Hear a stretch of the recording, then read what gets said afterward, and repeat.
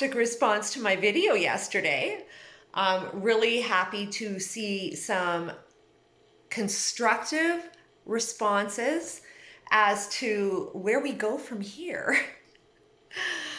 We're again taking pictures of the sky, knowing things are wrong, seeing less sun than we ever have, watching the effects of solar radiation right before our very eyes, and of course coming to the discovery that geoengineering's been going on for way longer than we care to know. But we better figure it out, and quick, because there is a whole other end to climate change going on right now, and it's being induced.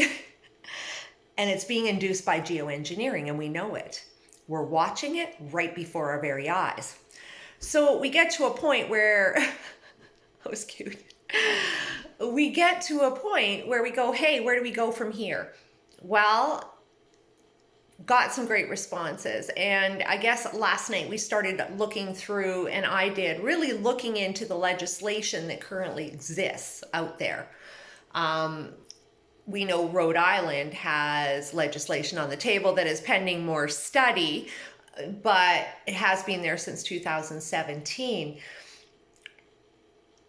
It seems to me there's places that have wanted to get ahead of the game legislatively.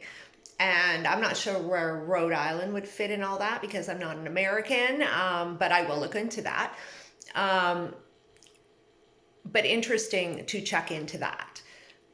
Canada, it just continues to be hidden from us.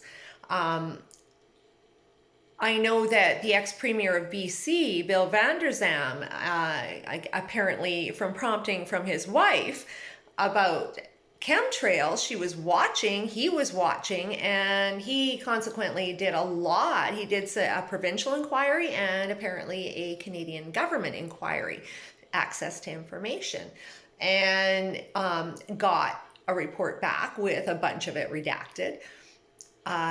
Left no doubt in the ex-premier's mind that this in fact was going on, and has been for years.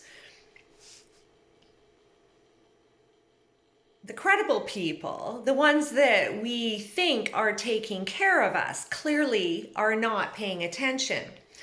I wonder how a politician could actually deny what's going on before their very eyes. And if they don't see it, doesn't that tell us that they're not suitable to the job? I would think so.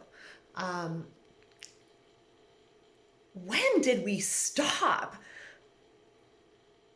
demanding accountability and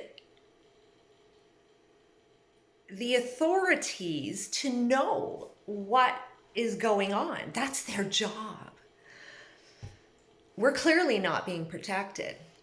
Another thing I see all the time is the fact that, the aerosols are so thick, and yet there's nothing on Environment Canada. They say nothing because they're part of all this show. Government of Canada, Environment Canada, and then internationally somehow this all comes together. Yet again, we're not being told. As much as I think it's important to gather and to start connecting locally, I think it's really imperative that we go with what we've got right now, and that's super international. We have international talents everywhere in the geoengineering sect. We've also got trolls everywhere too, pretending to be our friend. We have to be exceedingly careful as to who we get our information from, because I believe a lot of it is getting fed to us too. And we need to be very discerning. So, we need to read the article before we pass it along.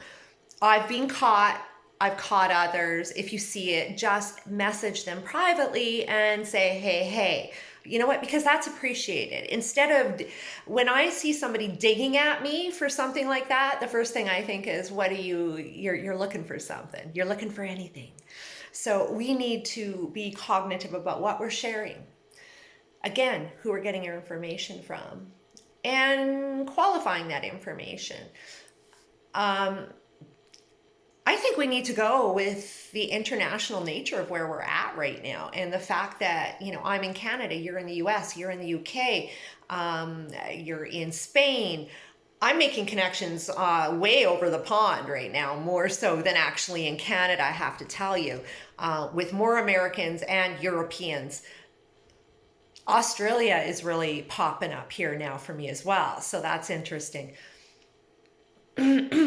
You can tell they've been spraying today. I woke up to it, 8 a.m. I was like, ugh. It's horrible. In any case, yeah, that's where I think we need to move. Let's connect internationally. Let's start also recording our Sundays. Now, we can't seem to find the information we're looking for when we're looking for historical climate data. I've been trying to do that. A lot of it's wiped away, and it's interesting because Rebel Media came out with that piece not too long ago about all the historical climate data all of a sudden disappearing right before our very eyes. I would like people to start looking up in their area historical climate data, but also the sun days. We need the sun hours is what we're looking for. And I want to be able to compare that to what's going on. Now, the thing is, in absence of that, there are people already out there that I've connected with that are actually doing the data themselves. They're coming up with their spreadsheet and they are calculating and putting in their data. What I'm proposing, it'd be great if we had some people to share what they're doing on that frontier and a format that we could all follow.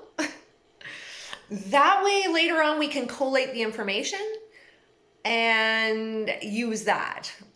If you're already doing it now, it would be great if that could be shared later on. And let me know what you think of that. The third thing, big thing, the fact that, again, your friends and family might think you're nuts. It's a bit of a problem. Not really a problem, actually, a blessing in absolute disguise, because it really helps one determine who should be in one's life. It's pretty hard to live in your truth when you are surrounded with somebody in denial. And we find as truthers that kind of dictates who we're with and who we hang out with, which is probably why our circles get greatly reduced. And that is, we do that because we have to, because in order to interact with people who can't see with what's before their very eyes, if we have to interact with those people, we're not being authentic, and we're truth after all. So it becomes an issue, obviously. I say that if somebody says to deny what's before your very eyes, you need to look at their motives for that, why they want to keep you stuck in that place, how it serves them rather than you and your greater good. These are all, becoming a truther is more than just what's going on in the news. It's becoming confident in what you know to be true. And that's it. All we have to do is look and see what's happening, recognize it, and then have the ability to speak our truth with confidence, because we know what we're seeing. And for anybody to deny that, well, I kind of think it's just sad for them.